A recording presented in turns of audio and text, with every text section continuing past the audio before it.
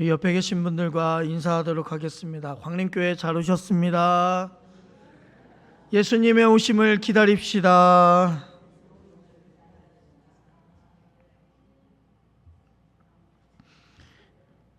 어떤 단체의 힘을 가장 강력하게 느낄 수 있는 것은 그 단체를 이끌어 나가는 수장이나 인도자가 없을 때에 나타납니다.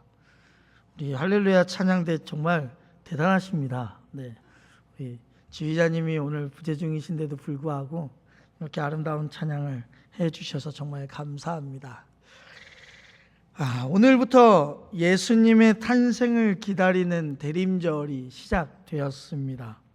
대림절은 성탄절 전 4주간을 말하고 또는 대강절 또는 강림절이라고도 불리기도 합니다. 이 대림절은 교회력으로 볼 때 이제 새해가 시작되는 거예요. 우리는 이제 신정에서 1월 1일을 새해라고 말하고 있지만 교회력으로 볼 때 이 대림절 첫 주일이 바로 1월 1일이 되는 것이죠. 그래서 우리 모든 교회력이 지금부터 이제 시작이 되는 거예요. 그러니까 우리가 물론 새로운 마음으로 2026년 1월 1일이 되면 우리 안에서 소망을 하게 되고 소원을 가지고 살아가게 되겠지만 적어도 그리스도인들은 오늘부터가 이제 새해라는 생각을 가지고 어떻게 주님을 더 잘 믿고 나아갈 수 있을지를 소망하며 나아가는 우리 광림교회 모든 성도들이 되시기를 주님의 이름으로 축원합니다. 그런 의미로 해서 오늘부터 이제 4주간 예수 그리스도의 오심, 즉 성탄에 관한 설교를 여러분들과 함께 해보고자 합니다. 성탄절은 예수 그리스도가 탄생하신 날로 우리는 이야기하고 있습니다.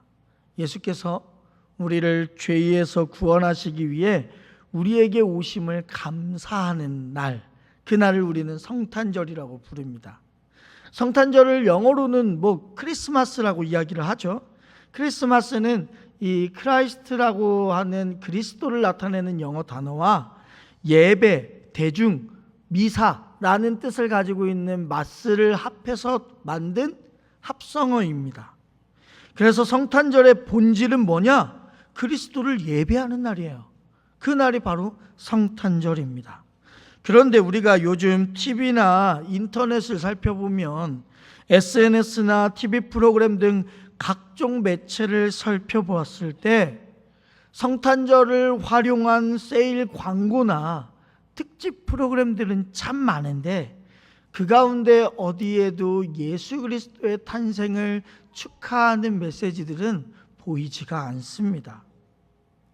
이 크리스마스라고 인터넷에 치고 그것에 따라서 얼마나 많은 이 성탄절에 관련되어 있는 단어들을 썼는지 이 빅데이터라는 것에 돌려봤더니 큰 글씨로 써 있는 것들이 가장 많이 검색했다라는 것이거든요. 선물, 트리, 케이크, 파티 이러한 것들이 우세하게 나타나고 있다라는 거예요. 근데 여러분 여기에 혹시 예수님이라는 단어 보이시나요? 보이세요? 보이시면 여러분들 시력이 좋으신 겁니다. 저는 이거를 찾아보면서도 예수 그리스도라는 단어가 저한테는 안 보여요. 안 보이는 거예요. 이런 식의 성탄 기간을 우리는 지금 보내고 있다는 거예요. 또한 우리가 잘 알고 있는 크리스마스 캐롤이라고 불리우는 노래들 있지 않습니까? 그 캐롤, 여러분들이 좋아하는 캐롤 하나씩을 머릿속에 떠올려 보시기 바랍니다. 예수님이라는 단어가 들어가 있는지 한번 생각해 보세요. 맨날 캐롤 보면 눈이 오면 좋겠다느니, 산타클로스는 어떻게 온다느니, 울면 된다 안 된다느니 이런 가사뿐이고 예수님이 계셔야 될 그 캐롤의 한 가사에는 늘 연인, 사랑, 파티 같은 단어들이 대신하고 있다는 거예요. 예수님의 생일이라고 우리는 분명히 말하고 있는데도 불구하고 예수님의 생일 파티에 예수님은 보이지 않고 그 주인공 없이 우리끼리 즐기는 날로 변절돼 버린 날이 바로 우리가 지금 보내고 있는 성탄절입니다. 그러니 우리는 오늘날의 성탄절을 맞이하는 우리의 마음에 어떠한 마음이 있어야 되냐? 좀 거룩한 분노를 좀 품었으면 좋겠다라는 게 솔직히 설교를 준비하면서 느꼈던 마음입니다. 왜냐? 성탄의 주인공인 예수님이 없이 오히려 예수님과 상관없는 사람들이 벌이는 세상의 파티가 되어버린 이 성탄절기에 적어도 예수 믿는 우리만이라도, 아니 더 멀리 갈 것 없이 적어도 이 안에 예배를 드리고 계시는 우리 광림교회 성도들만이라도 예수님을 정말로 성탄절의 주인공이 되시도록 해야 되지 않을까라는 생각이 강하게 들었습니다. 이 당연한 이야기를 해야 되는 시대가 바로 지금 이 시대인 것이죠. 성탄절에 예수님을 축하하자, 너무 당연한 이야기 아닙니까? 그럼에도 불구하고 이렇게 설교자가 앞에서 이야기해야만 하는 시대가 바로 이 시대가 되어버렸습니다. 마태복음 1장 21절 우리의 본문 말씀인데요, 한번 읽어보시죠. 아들을 낳으리니 이름을 예수라 하라.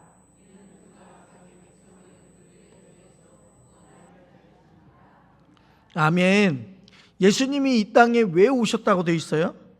우리를 죄에서 구원하러 오셨다라는 거예요. 잃어버린 이 세상과 잃어버린 자신들의 백성을 구원하고 회복하실 방법이 딱 하나가 있다면 예수 그리스도께서 하늘 보좌를 버리시고 이 땅에 오셔서 대신 죽는 일밖에 없기 때문에 그 일을 이루시고자 우리 예수님이 이 땅에 오셨다고요. 그래서 이 땅에 오셔서 뭘 하셨냐? 창세기 3장 15절에 보면 이렇게 써 있어요. 여자의 후손은 내 머리를 상하게 할 것이라고 써 있단 말이에요.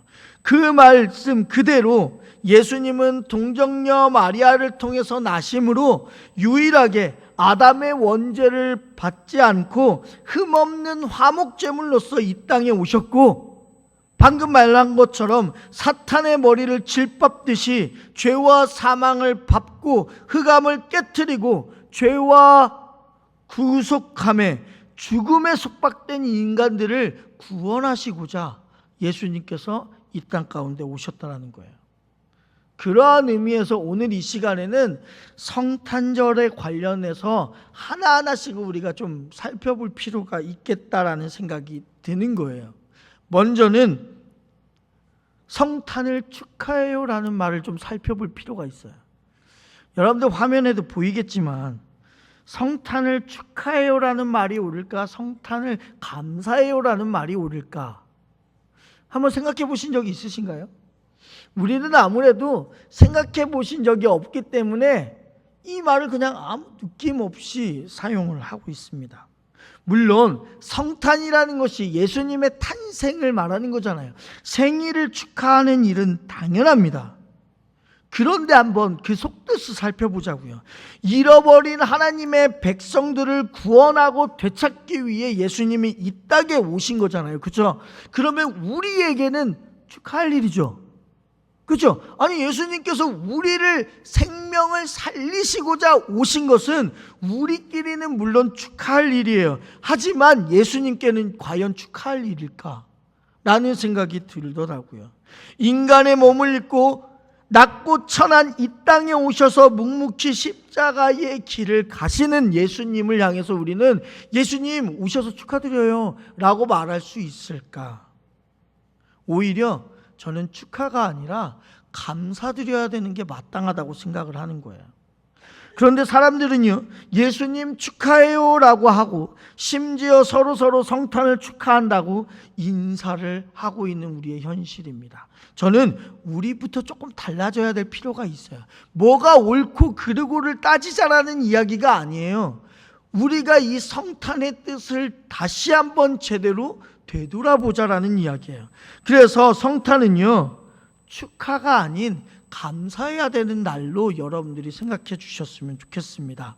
그래서 우리는 대림절을 맞이하면서 우리가 특히 자녀 세대에 축하보다는 이 성탄에 감사하는 마음을 가르치고 들떠서 흥청망청 살아가는 것이 아니라 거룩하고 경건하게 이 시간을 보내며 주님의 은혜에 깊이 감사하는 날이 이 날이 되었으면 좋겠다라는 것이죠. 그래서 이 대림절 기간을요, 여러분, 그냥 단순히 흘려보내는 것이 아니라 이 세상의 죄와 죽음을 정복하러 오신 예수님을 찬양하며 예수님께 감사드리는 그 대림절 기간이 되시기를 주님의 이름으로 축원합니다. 성탄절의 날짜는 우리가 알다시피 12월 25일입니다. 그렇다면 우리에게 궁금증이 당연히 생기는 건 마찬가지겠죠? 예수님이 정말 그날에 태어나셨을까? 근데 대부분의 성도님들이 이 정답을 알고 계십니다. 성경 어디에도요, 예수님의 탄생한 날짜는 기록되어 있지 않습니다. 초기 기독교인들은요, 그러다 보니 천지 창조 때 사람을 몇 번째 창조했어요? 6번째 날에, 그죠? 6째 날에 창조했단 말이에요. 그래서 초기 기독교 사람들은 2번째 아담으로 이 땅에 오신 예수님을 언제 탄생했냐라고 날짜를 정할 때, 그러면 우리 이 세계가 1월 달로 이제 세계를 시작하고 있으니까 1월 달에서부터 6번째 되던 날을 예수님의 축일로 섬깁시다 해서 초대 기독교 역사에는 1월 6일로 성탄절을 지켰다라는 고대의 문헌의 내용도 있습니다. 그러다가 약 1700년 전 주후 335년경부터 이제 12월 25일을 성탄절로 지내게 되었죠. 그럼 왜 하필 12월 25일인가? 당시에는 로마가 서구 세계를 지배할 때였습니다. 이때 로마의 가장 큰 축제가 뭐였냐면 씨 뿌리는 자라는 뜻을 가진 농경과 풍요의 신 사투르누스라고 하는 그러한 신의 경축일이었어요. 이 로마인들이요, 12월 17일부터 사투르누스라는 신을 경배하며 일주일간 축제를 벌였는데 그중 가장 하이라이트인 축제가 바로 성탄절이 되었다라고 이야기를 하는 사람도 있어요. 또 어떤 이들은 동지기원설을 얘기하는데 고대 페르시아에서 밤이 가장 긴 날이자 이 날을 기점으로 밤이 짧아지고 낮이 길어지기 시작하는 동짓날을 태양의 부활로 여겨서 태양신인 미트라의 축일로 삼고 축제를 벌였다고 합니다. 이게 이제 로마에 전해져 내려오는 크리스마스, 즉 성탄절의 기원이 되는 것이거든요. 근데 어떤 기원이 맞든지 간에 모두 다 어떤 날이냐? 우상을 숭배하고 귀신을 섬기고 달래던 날이었단 말이에요. 그래서 세상 사람들은 기독교인들을 때로는 손가락질하면서 조롱하기도 해요. 뭐라고요? 아니, 성탄절이 진짜 예수 생일인 줄 아냐고. 원래는 로마에서 귀신을 섬기고 우상을 숭배하던 날인데 그것도 모르고 그날이 예수 생일인 줄 알고 그렇게 교회 안에서 서로 시끄럽게 떠들고 그렇게 서로끼리 축하하면서 살아가고 있다고. 근데 저는요, 우리 기독교인들이 그걸 몰라서 그러는 게 아니에요. 왜 그러냐? 이 성탄절을 12월 25일로 정한 날을 여러분들은 오히려 자랑스럽게 생각해야 돼요. 왜요? 우리가 보았다시피 농경의 신이라든지 태양의 신을 숭배하던 그날을 예수님을 경배한 날로 바꿔버린 사람들이 그리스도인 아니겠습니까? 오히려 귀신을 섬기고 이방 우상들을 섬기고 그랬던 날을 예수님을 섬기기 위해서 예수님의 탄생일로 정하고 예수님을 더욱더 축하하는 날, 예수님을 더욱더 경배하는 날로 바뀌었으니 얼마나 자랑스러워야 되는 거예요. 그 무섭고 참혹한 박해 속에서도요, 생명을 걸고 신앙을 지킨 초기 그리스도인들이요, 주후 313년 콘스탄틴 황제의 회심과 로마 기독교 공인을 열매를 맺었지 않습니까? 가장 타락하고 가장 추하고 가장 우상 숭배의 흔적이 많았던 그 예수의 정신으로 그 날을 지금 정복했던 그 날이 바로 성탄절이란 말이에요. 그래서 사탄의 머리를 질밟듯이 이 땅의 죄와 사망과 어둠을 정복하고 우리를 구원하시려고 하는 예수님의 목적과 사명을 대변하는 날, 그날이 바로 우리는 성탄절로 지키고 있다는 거예요. 그러니 여러분, 세상이 누가 예수 그리스도가 탄생한 날이 그날이 아니다, 그날을 기억하고 하는 그리스도인들이 웃기지 않냐 라고 얘기한다 해도 여러분들은 당당해야 하셔야 되는 거예요. 우리도 알고 있다고. 로마에서 그렇게 우상을 섬기던 그 우상을 타파하고 오히려 그날을 가장 큰 그리스도인들의, 기독교인들의 축제로, 예수 그리스도의 축제인 성탄절로 바꾼 날이 우리 기독교인들이라고요. 얼마나 자랑스러워야 되겠냐고. 그런데 요즘 이게 다시 이상하게 흘러가고 있다는 거예요. 우상 숭배와 죄로 가득했던 그날을 정복해서 우리가 성탄절로 만들고 있어서 너무나도 기뻐했었는데, 다시 그날이요, 세상의 죄와 우상에 조금씩 정복당하고 있다는 거예요. 더 무서운 것은요, 우리가 정복했던 그 성탄절의 여러 가지 좋은 문화들을 이제는 야금야금 세상에 빼앗기고 있으면서도 그 사실을 자각하지도 못하고요, 인지하지도 못하고 있다는 거죠. 그래서 여러분 지금 그림에도 보시다시피 원래 12월 25일의 주인공이었던 사투르누스의 기념 축제일이 어떤 분위기였냐면 이 그림과 같은 분위기였어요. 자료를 찾아보니까 사람들은 자신들에게 풍성함을 가져다준 이 농업과 풍요의 신에게 감사하며 이날을 로마의 최대 명절로 지켰대요. 서로 선물을 주고받고 마음대로 먹고 마시며 식도락을 즐기는 아주 유쾌하고 즐거운 날이었다는 거예요. 근데 더 나아가서요, 축제가 시작되면요, 모든 일과 사업은 다 중단되고 노예들에게도 자기들이 하고 싶은 대로 행동하는 일주일간의 자유가 주어진 날이기도 하다고 합니다. 또한 도덕적인 규율도 완화가 되어서요, 도박, 방종은 물론이거니와 음란한 성적 행위까지도 관대하게 허용해주는 기간이 이날이었대요. 그 일주일간은요, 재판부에서 다른 날에 용서받지 못할 범죄 행위까지 관용을 베풀었다라는 기록까지도 문헌에 나와 있단 말이에요. 즉 환난과 취함과 방종과 음란함 등이 판을 치는 날이었다라는 거죠. 자, 듣고 보니 이 시대에 우리가 맞이하는 성탄절과 별반 다를 것이 없다라는 거 느껴지지 않습니까? 너무나도 닮아 있어요. 그걸 느끼신다면 우리는요, 벌써 다시 성탄절이 세상 속에 정복당해 버렸습니다. 예수 그리스도의 탄신을 감사하는 이 날이 다시 한번 세상에게 정복당해서 우리는 빼앗겨 버렸습니다. 그러다 보니 어떤 말들까지 생겨났냐? 일반적으로 성탄절의 인사말이 뭐예요? 메리 크리스마스, 그죠?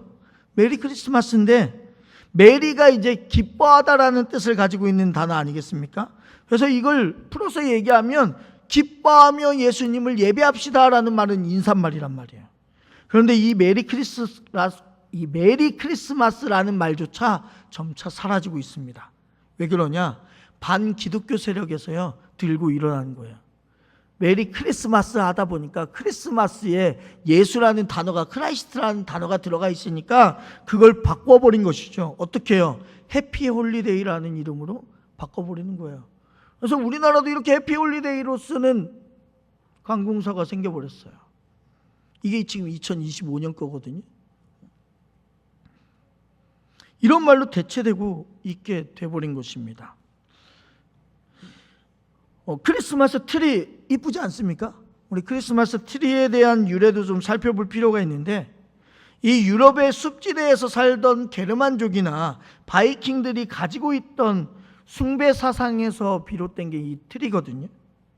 게르만족이요, 8세기 무렵까지 정령을 숭배하면서 떡갈나무에다가 인신제사를 드렸다고 합니다.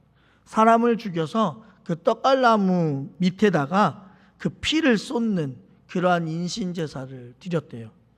그런데 그들에게 한 선교사님, 오딘이라고 불리우는 선교사님이 그 게르만족에게 찾아가서 전나무 가지를 꺾어주면서 제물을 드리는 대신에, 인신제사를 드리는 대신에 이 가지를 가져다가 집에다 두고 아기 예수님의 탄생을 축하하십시오라고 설득하기 시작한 데서 이 크리스마스 트리가 유래되었다고 합니다. 그런 면에서 크리스마스 트리 역시 세상의 악령과 귀신을 섬기는 그 더러운 우상 숭배를 꺾어버린 승리의 증표라고 말할 수가 있는 것입니다. 그렇다면 사랑하는 우리 광림교회 성도님들, 우리는 성도라고 불리우는 사람들 아닙니까? 예수님을 믿고 예수님의 길을 따라 걷고 예수님의 삶을 살아가야 되는 거룩한 무리가 바로 성도들인데, 성도인 우리 예수님의 길을 따라가는 우리들이 다시 한번 세상 가운데 빼앗겨버린 이 성탄절을 어떻게 하면 찾아올 수 있을까? 그걸 우리가 함께 생각해 보자고요. 첫 번째로 사랑으로 우리가 좀 다시 한번 정복해야 될 필요가 있습니다. 성탄절은요, 화해하고 화목을 이루는 사랑의 날이거든요. 요한일서 4장 9절에서 11절까지 말씀 함께 읽겠습니다. 하나님의 사랑이 우리에게 이렇게 나타난 바 되었으니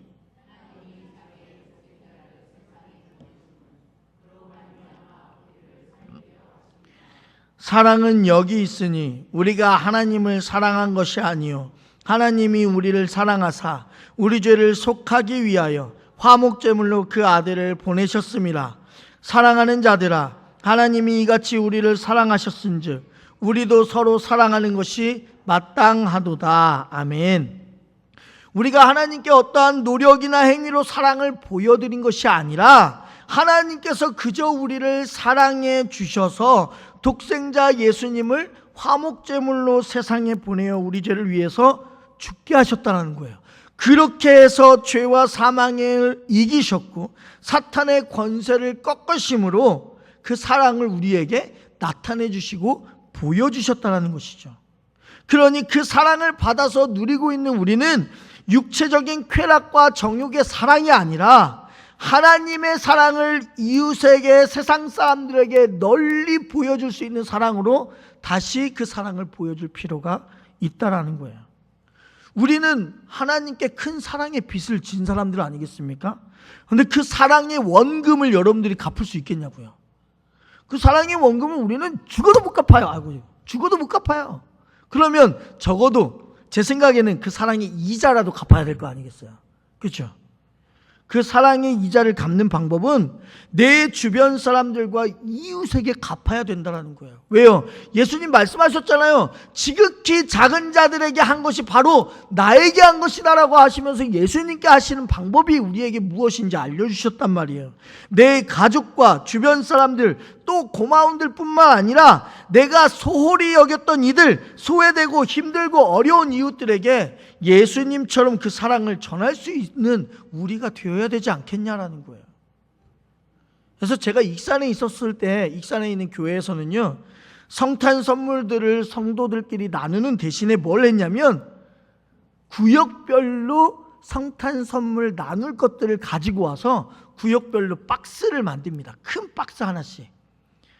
그래서 그 박스를 선교하고 있는 선교사님들의 그 나라에 보내요. 각 구역이 마련한 물품들을 박스에 담아서 포장한 후에 그 나라에 보내는 거예요. 평소에는 우리 교회가 어느 나라에 선교하고 있는지 잘 모르잖아요. 거의 모른단 말이에요. 그런데 그렇게 성탄절에 그 박스를 구역별로 만들어서 우리 교회가 선교하고 있는 나라, 우리 교회가 선교하고 있는 교회가 이곳이니까 이곳에 딱 보내게 되면 그때부터 우리 교회가 이러한 곳에 선교하고 있구나라는 것을 알게 된단 말이죠. 그래서 그날을 익산에서는 박싱데이라고 얘기를 했어요. 박싱데이라고요. 관공서나 비기독교인들이 하는 구제와 이웃돕기와는 다른 거예요. 왜요? 우리는 그것을 통해서 예수님의 사랑과 복음을 전하는 것이기 때문에 다를 수밖에 없단 말이죠. 그래서 여러분, 어떤 좋은 일이든지 선한 일이든지 우리는 하나님이 공급하시고 하나님께 영광되는 일들만 해야 되는 거예요. 베드로전서 4장 11절 보시죠. 읽겠습니다. 만일 누가 말하려면 하나님의 말씀을 하는 것 같이 하고 누가 봉사하려면 하나님이 공급하시는 힘으로 하는 것 같이 하라. 이는 범사에 예수 그리스도로 말미암아 하나님이 영광을 받으시게 하려 함이니 그에게 영광과 권능이 세세에 무궁하도록 있느니라. 아멘. 즉 어떤 좋은 일을 하든 나의 것을 내세우라는 말이 아니란 말이에요. 어쩌면 봉사단체들이나 이러한 구제사업을 하시는 분들은 자기의 이름을 내고 자기의 단체의 이름을 내고 하기를 원하겠지만 우리 그리스도인들은요, 방금 읽었던 말씀처럼 온전히 우리가 하는 일을 통해서 하나님께 영광이 돌려져야 된단 말이에요. 그러니 이러한 것들을 우리가 통해서 하나님의 사랑을 다시 한번 세상 사람들에게 보여줄 수 있고 그 사랑을 통해서 성탄의 의미를 다시 한번 느낄 수가 있단 말이에요. 예수님이 죄와 사망을 이기신 것은 가장 강력한 무기인 사랑밖에 없단 말이죠. 그러니 그 사랑으로 이제 우리가 다시 성탄절을 정복할 수 있었으면 좋겠습니다. 두 번째로 믿음으로 정복해야 된다는 거예요. 믿음으로. 우리 요한일서 5장 4절과 5절 함께 읽겠습니다. 무릇 하나님께로부터 난 자마다 세상을 이기느니라. 세상을 이기는 승리는 이것이니 우리의 믿음이니라. 예수께서 하나님의 아들이심을 믿는 자가 아니면 세상을 이기는 자가 누구냐. 아멘. 이 말씀을 통해서 뭐 더 이상 제가 덧붙일 말이 없어요. 예수께서 하나님의 아들이심을 믿는 자가 아니면 누가 세상을 이기겠느냐 이거예요. 누가 세상을 정복할 수 있느냐 이거예요. 그러니 그리스도인이면 그리스도인답게 예수 그리스도를 제대로 믿어야만이 다시 한번 빼앗겨진 그 성탄의 의미를 우리가 가지고 올 수 있다는 거예요. 제대로 믿으셔야 돼요. 제대로요. 여러분, 영적 전쟁은요 둘 중에 하나예요. 정복당하든지 정복하든지, 이기든지 지든지, 살든지 죽든지. 어설픈 타협은요 아무것도 없어요. 그래서 예수님께서 요한계시록을 통해서 이렇게 말씀하시잖아요. 너희의 신앙이 제발 차든지 뜨겁든지 하라고요. 여러분, 중간 미지근함이 없단 말이에요. 왜요? 미지근함에 입에서 뱉어버리신다니까요. 우리의 믿음도 여러분들 선택하셔야 되는 거예요. 정말 뜨겁게 믿을 건지 아니면 예수님 아예 안 믿을 건지요. 우리의 믿음의 영적 전쟁은 그 두 가지밖에 없어요. 그런 의미에서 오늘 생각해 보죠. 오늘 시간이 조금 지나긴 하지만 죄송합니다. 자, 성탄절에 여러분 자녀들에게 선물 많이 주시죠? 저는 솔직히 성탄절에 자녀에게 선물을 주는 것 저는 동의하지 않습니다. 그래서 저와 제 아내는 하루에게 성탄절 선물을 주지 않습니다. 물론 이제 평소에 많이 주니까 그럴 수도 있겠지만 성탄절 선물을 굳이 주지 않습니다. 여러분들은 성탄절 선물을 자녀들이나 손주들에게 왜 주시나요? 다른 애들이 받으니까? 못 받으면 내 아이만 초라하니까요? 성탄절에 우리 자녀들에게 굳이 저는 선물을 줄 필요가 없다고 생각합니다. 왜요? 물론 우리가 예수님께 선물을 드린다는 건 맞아요. 왜요? 예수님이 우리의 죄를 대신하기 위해서 십자가를 지고 돌아가신 분이니까 여호와께 예수님께 감사하기 위해서 선물을 드린다는 건 이해를 해요. 그럼 우리 애한테 선물을 주는 것은요, 우리 애가 저를 위해서 십자가를 졌어요? 그러지 않았단 말이에요. 어쩌면 우리가 교회에서 아이들에게 성탄절을 잘못 가르치고 있는 게 아닐까라는 생각이 너무 많이 들었어요. 주님께 감사드려야 될 날인데 오히려 자녀들에게 선물을 주다 보니까 아이들이 어떤 생각이 드냐? 성탄절 선물 받는 날 하고 끝나버리는 거예요. 예수님의 생각이 머릿속에 하나도 남아있지 않아요. 오늘 이번 해에는 무슨 선물 받지? 이걸 말하면 어떤 말을 할 수 있냐? 예수님의 생일잔치에 진짜 주인공이 빠져있는 것이고요, 조금 강하게 얘기하자면 예수님이 받으실 영광을 뺏어서 내 자녀에게, 때로는 내 손주에게 주는 것과 똑같단 말이에요. 어쩌면 제가 이 말을 함으로 여러분들이 저를 비난하실지 모르겠습니다. 하지만 저는 근본적으로 이게 맞다고 생각을 해요.